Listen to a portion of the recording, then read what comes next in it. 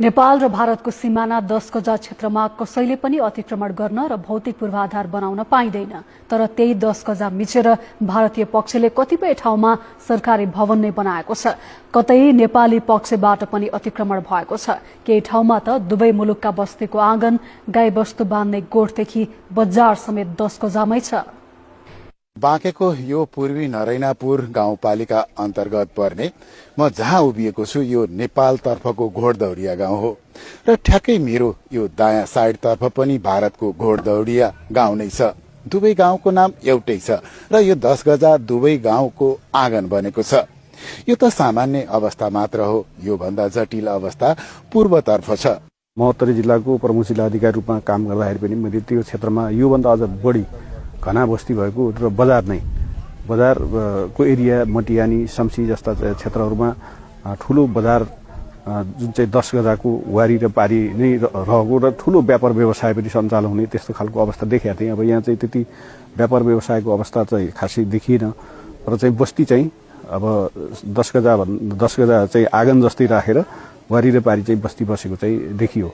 हुन पनि विराटनगरको रानीनाका स्थित जोगमिनी जाने मार्गसँग जोडिएको 10 गजामा भारतीय पक्षले मन्दिर नै निर्माण गरेको छ। विराटनगरकै दरैया स्थित 10 गजामा पनि मन्दिर छ। भारतीय पक्षले 10 गजामै बिजुलीको खम्बा गाडेर विद्युतीकरण समेत गरेको छ। जोगबिनी नगर पञ्चायतले 10 गजामै सार्वजनिक शौचालय निर्माण गरेको छ। केही क्षेत्रमा दुवै देशका स्थानीयले 10 गजालाई आँगनका रूपमा प्रयोग गरेका छन् भने कतै वस्तुभाव बाँध्ने गोठ बनाइएको छ।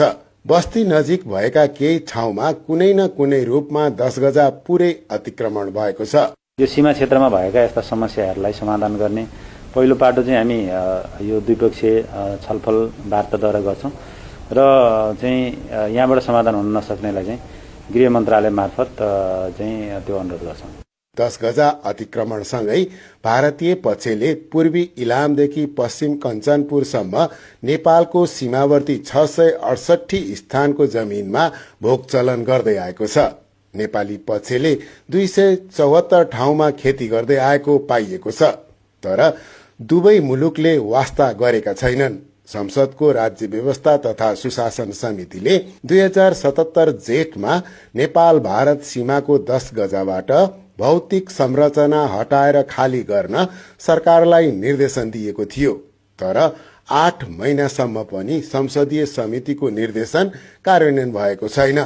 समितिले दिएका जुन निर्देशन छन् त्यसलाई कडाइका साथ पालना गर्नुको सट्टा अनि अहिले पनि देश सरकारले मुखदर्शक भएर बसिरहेको छ र त्यसलाई कार्यान्वयन गरेको छैन। पर्खाल निर्माण गर्नुपर्छ र अनि सीमालाई अति जुन अतिक्रमण भएको छ यसलाई तत्काल यो सीमा अनि व्यवस्थित गर्नका लागि सरकारले ठोस एउटा योजना, एउटा कदम र बजेट विनियोजन गरेर अगाडि जानुपर्छ। खुला सीमा अतिक्रमणकै कारण कैयौं ठाउँमा नेपाली भूमि मिचिएको छ भने धेरै स्थानमा सीमा स्तम्भ नै गायब भएका छन्।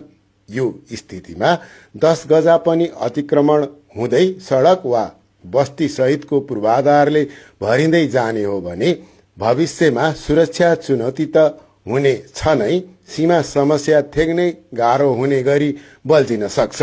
कान्तिपुर समाचारका लागि विराटनगरबाट महाप्रसाद खतिवडा र सविता जीसीका साथ जे पाण्डे, नेपालगञ्ज, बाँके।